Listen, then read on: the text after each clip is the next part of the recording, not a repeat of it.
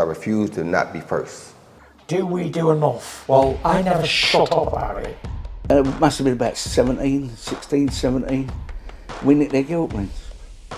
Right, the bouncer's guilt ring. This is no good for me. That's the reality. If you want the honest truth, and I see it every day. Razaban IFL TV, proudly sponsored by Everlast. Delighted to have with me after a little while JB, Just Business, Joshua Buatsi. Josh, listen, I know you've done a lot of media today, but it must feel good to be back in kind of the groove. Yeah, I mean, this is the other side of boxing that comes with it, that I haven't experienced for a long time. So it's nice to speak with you guys, and you guys finding the little of all that we said and making it get the views. So yeah, it's all good, man. We all make money at the same time, right? Nah, it's all good, bro. It's all good. Josh, a lot of changes have happened in your career, in your life at the moment. I just want to talk about firstly about this change with leaving 258. Firstly, why did you decide to leave 258 management? I just got to a point where I felt I had to make a lot of changes. The change with them is I felt I had got to a certain point with them. They're taking me to a certain point. And I think we just came to an agreement and said, you know what, it's best to part ways. It was nothing bad or anything mad that happened. I just said, you know what, guys, I appreciate it. This is where I've come to. I'm going to go through a transition stage where I'm going to change a lot of things, and that was one of the changes that I wanted to make. Again, do I sleep at night better because of it? I do, and that's what I think is most important. My career is only once. It doesn't happen 3 or 4 to 5 times. It's only once. So it's important for me to make sure that the changes that I want to make, I made sure that they're made, so that when I'm 40, I can say, oh, I wanted to go to America. Oh, I went to America. I wanted to go to Egypt. Oh, I didn't go to Egypt, and I regret it. I don't want to get to that stage. So I felt that it was a change that I had to make, one of many. So I'm glad I got it done. I remember speaking to you after the Olympics, where you were going around the block seeing who to sign with at that particular time. I saw you at Frank events and Eddie events at that particular time. You chose Eddie, you chose Matchroom, you're with Sky. Eddie makes this move to Dazn. You happily fought on Dazn and continue to stay on Dazn, but it seemed like from what I'm hearing to that, you want a bit more exposure with Sky. So if you were so happy with Dazn, why did you remain with them for such a long period of time? The truth is, did the fighters that were contracted get the option to move or to stay? We didn't. We were signed on the Matchroom, so wherever they moved to, we had to go. There wasn't a conversation like, oh bro, listen, this is the new option, I'm going to move to these guys, do you want to come or do you want to stay? That conversation, that dialogue wasn't there. It was, this is what's happening, we're moving, off we go. Were the fighters the beneficiary of it? I personally don't think so. I definitely wasn't a beneficiary of it. So, you know, the other beneficiaries, that's great for them, but I wasn't that. So for me, this is the right move. Like I said, when the move was made, there was no conversation about it. This is what's happening. You guys are contracted to us. You have to do it, and that's how it was. You know, some of the argument from that side may come in a couple of days, and they might say, well, you were quite inactive with us, you got injuries, you pulled out of fights. The injuries, pulling out of fights didn't happen. The one time I was injured was against Vlasov. Other than that, it's like, let's ask myself, when else was there an injury? The Vlasov one, yes, I pulled out, I hurt my hand in sparring, I pulled out. The other things, it's like, how, where? I go to camp, I train, I take a long time to train, yes, because I like a long camp, then I fight. After the fight, you might say, oh yeah, you travel all the time. Bro, I'm still running when I travel. I'm still training when I travel. I'm just not in England. So I'm always ready to fight. Like, it hasn't happened, but it's like, okay, cool. I'm here now. New platform. I want to be active. I'm going to be active. Let's make this happen. I'm sure when the news was coming out that you were going to be a free agent, obviously Matchroom tried to retain you. I know Frank Warren was interested, boxed and overseas as well. One of the things that Eddie Hearn has come out and said is that you will offer £1 million or dollars, I'm not sure of the currency, to fight Dimitri Bivol. I spoke to Ben Shalom, I made Ben aware of that comment. Ben said, well, that came with a lot of strings. It wasn't as straightforward as fight Bivol next. It came with a lot of strings. Can you just elaborate on that? Can you imagine, fight for £1 million, yes or no, and that's it? Of course I would have said yes, but that wasn't it. There's so much caveats that came with it. Extensions, X amount of fights, which would have equated to spending another 2 to 3 years on the zone. Like, and if I wasn't happy at that channel, why would I agree to it? So when the narrative comes out to say, oh, you turned down £1 million to find this guy, I'm like, that's not it. Educate the public about the whole situation, which of course they're not going to do. It doesn't favor them. So that's why I don't come on Twitter and I'm there arguing with people, because it's a lie. Like, give the whole sentence, give the whole context so that we can understand. Oh, he said no. Why did he say no? Was there an extension? Was it, I don't know, did he just want to fight in America or in Saudi or in Ghana? Like, why did he say no? And that's the questions people should be asking, not just reading and say, oh, he declined to fight Bivol, he doesn't want to fight. Frank came out yesterday and interviewed IFO, and he talked about how he offered you a potential position with his stable, an anti-yard fight as well, which is huge. So ultimately, what did it come down to when it came to signing with Boxer and Sky? So with the Frank one again, before I move on to Boxer and Sky, again, there's caveats. It comes with other stuff. It wasn't a one-fight deal. If these were one-fight deals that I said no to, then yes, let me put my hands up. But that was not the scenario. That was not the situation. So what came with Boxer and Sky is I sat down and I thought, where can I be viewed the most? What sporting platform in this country that we live in exists and that wants to work with me? What promoter is about that's energetic, that's trying to make fights, that's giving females great opportunities, that's giving fighters that are coming from English, Southern, Commonwealth, European? What promoter is doing something like this? I said, Ben's the guy. I see what he's doing.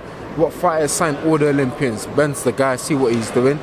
So again, what channel is it that's putting these guys out there that I'm knowing about, that I'm seeing, that the public are seeing? Sky are the people that are doing that. So those two were the main reasons, and I think it's quite self-explanatory.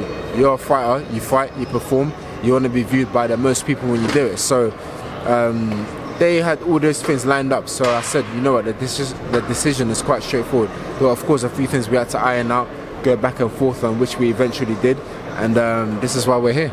Josh, are we saying that these thoughts were going through your head for quite a long period of time? And obviously seeing Lawrence Okoli jump, seeing Chris Billum-Smith, Natasha Jonas, Fraser Clark, I know you know someone very well, signed directly with Boxer. When you're seeing this, was your mind already made up?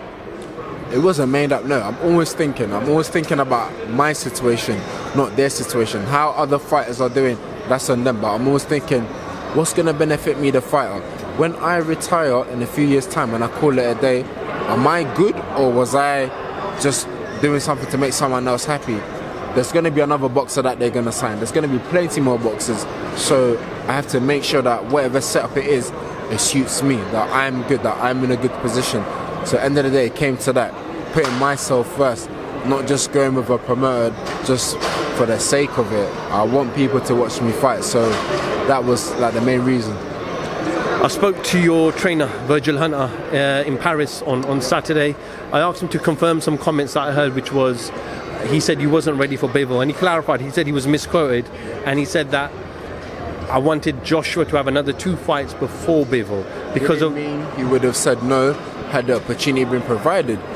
The last 2 fights I've had, Buatsi, win that, you get Bivol, didn't happen.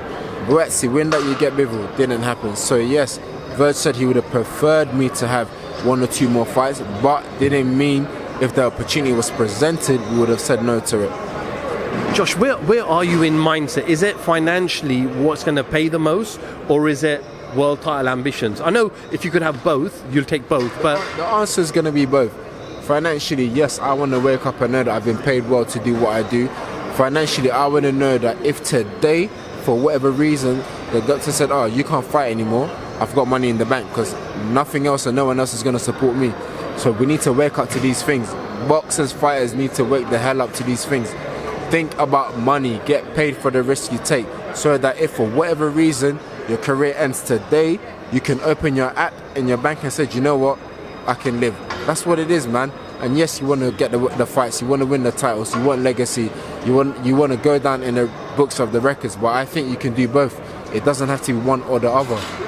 I know May 6th is getting out in Birmingham, and just it'll be a year before, since you've last been in the ring.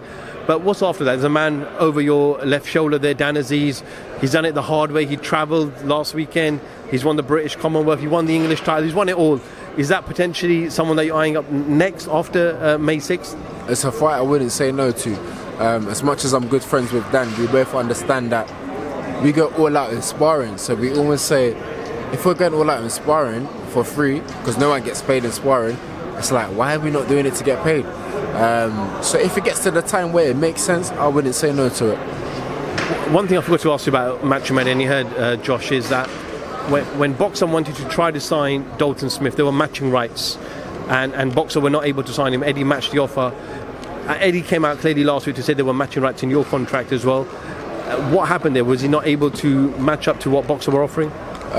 First and foremost, when we talk about matching right, you need to talk about what comes under that. Did you clarify in your contract that it was monetary? Did you say it was, I don't know, the views? What did you say it was? Mine was down as matching right. We didn't specify what type of matching right is matching right. So we gave X amount of matching materials that had to be matched. You can't just try and match 2 of 10 and assume that that's it. It doesn't work like that. I have been given a third party offer which has all these rights in it. So I'm going to say to you, these are the offers, these are the rights and the offers that I've been offered. Can you match them? Don't pick 2 or 3 and say, yeah, we've matched 2 of the 3, so that's it. It's not a done deal. It's not a done deal. I came and I told you what you had to match. You don't come and say, oh, we're matching 3 of it and that's it, yeah, done deal. Doesn't work like that. People need to wake up, man. It doesn't work like that. So they weren't able to match it. For Dalton Smith's story, I don't know much about it. I can't speak about it. I'm not Dalton Smith. I'm not in this team. They matched it. They kept him. Great for Dalton Smith. But for me, there's a lot of things that had to be matched that weren't matched. And that was it. Do you feel like from the other side there might be a different narrative being pushed in the next couple of days or coming days? Because as we all said, there's 2 sides to the story. Do you feel like that there might be this, not aggression, but this defense of why you left? Bro, there's been a narrative being pushed for how many months now? I've just been quiet. I ain't said nothing because they're not true. So there's going to be a narrative, something drastic, something wild, something I'm just like, whatever. Doesn't matter, irrelevant to me. This is where I'm at now and this is what I'm doing. I'll just end on the champions at the moment. But Turbiev looks like he's going to fight Callum Smith next. Bivol still out there. I'm not sure who he's going to fight. Potentially Canelo towards September, maybe. So it looks like if you're going to aim for a world title, I know you're highly ranked within about 3 or 4 out of the 4 governing bodies. It probably won't be until the earliest next year. But is that the goal, next year, world title? If it comes earlier than that, I'll take it. But the aim is to stay relevant, to stay active, to keep my rankings so that if anything happens or pops up, yep, I'm next in line. We don't want to say, oh, he's not highly ranked or what. I want to be next in line. And just finally, I end on this. You spoke about Dazn and your fans not being able to see you. And I saw a quote. I didn't hear it at the press conference.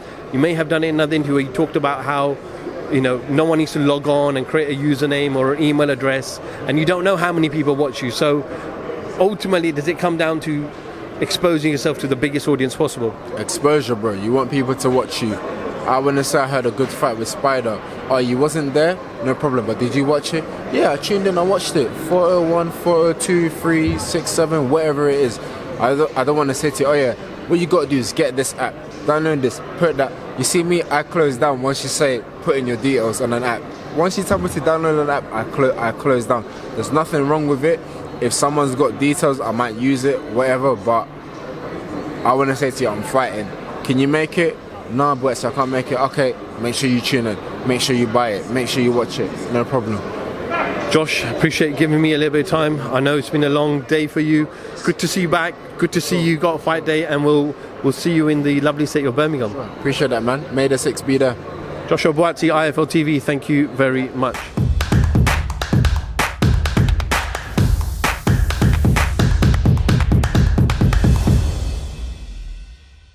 Refuse to not be first. Do we do enough? Well, I never shut up about it. It must have been about 16, 17. We nicked their guilt rings.